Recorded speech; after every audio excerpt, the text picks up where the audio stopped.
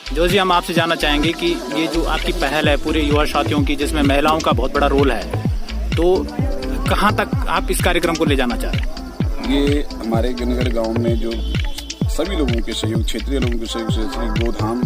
जो हम आश्रम बना है गुरु शास्त्री जी के नेतृत्व में, आज यहाँ पर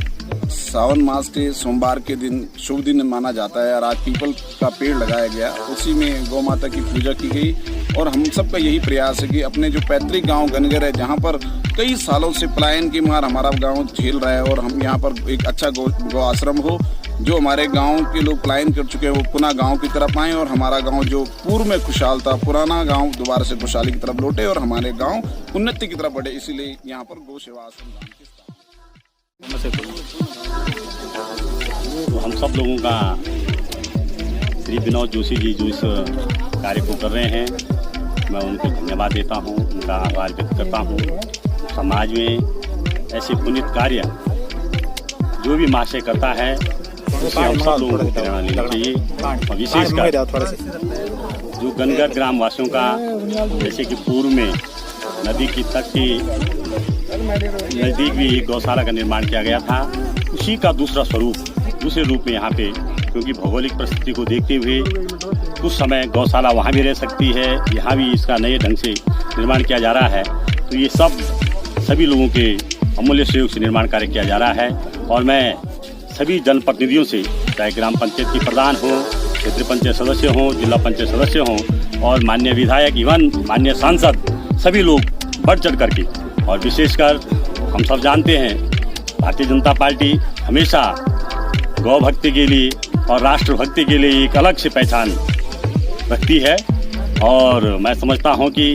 गौ संरक्षण के लिए हमारी सरकार माननीय मुख्यमंत्री जी के नेतृत्व में बहुत अच्छा कार्य कर रही है। और मैं शासन स्तर पर भी और बड़े स्तर पर भी निवेदन करूंगा कि गनगर में जो गौशाला निस्वार्थ भाव से जो समाज सेवी कार्य कर रहे हैं, उनका प्रोत्साहन किया जाना चाहिए, उनको अनुदान दिया जाना चाहिए। पलायन हो चुका है और ये बहुत पीड़ादायक स्थिति है। मीडिया ने इस बात को पहले भी कई बार उठाया है, और जिस तरह से इस बार गनगर के जो युवा हैं और जिसमें सारे लोगों का सहयोग है, उन्होंने यहाँ पे गौशाला का निर्माण किया है, लेकिन देखने में ये आ रहा है कि आज भी इनको किसी तरह की जो है सरकारी सहायता नहीं मिल पा रही है। और 50-60 गायों का जो यहाँ पर जो है पालन पोषण किया जा रहा है फ्री ऑफ कॉस्ट।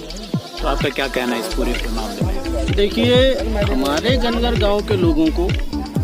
चाहे वो किसी भी पार्टी की सरकार रही हो, इन तमाम सरकारों के जो गुलाबी वायदे थे कि हम लोग जो है पलायन रोकेंगे, उत्तराखंड का जो सीमांत क्षेत्रों का जो पलायन है उनको रोकेंगे, तो कहीं वो चीज़ नहीं दिख रही है। और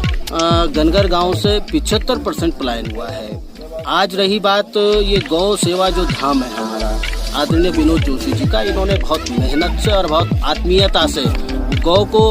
को जो है, जो इस समय पूरे विश्व में विश्व माता माना गया है, शास्त्रों के आधार पर भी और हमारी नैतिकता के आधार पर गौ माता का जो इन्होंने यहाँ पर संवर्धन और संरक्षण किया है, ये काबिले तारीफ है। और निश्चित तौर पर आदरणीय विनोद जोशी जी अपने इस मिशन में और गौ सेवा का जो मिशन लिया है, इसमें अनंत अपार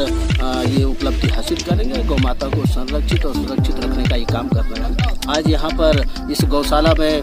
हमारे जो भगवान शिव शंकर का और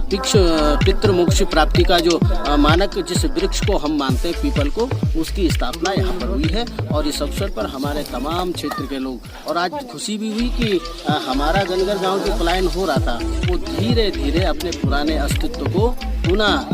प्राप्ति की ओर अग्रसर है, ऐसा मुझे आज विश्वास जाग गया है। इस अवसर पर आज गौ सेवा धाम में जो आदरणीय विनोद जोशी जी के नेतृत्व में जो कार्यक्रम हुआ, वृक्षारोपण का हरेला कार्यक्रम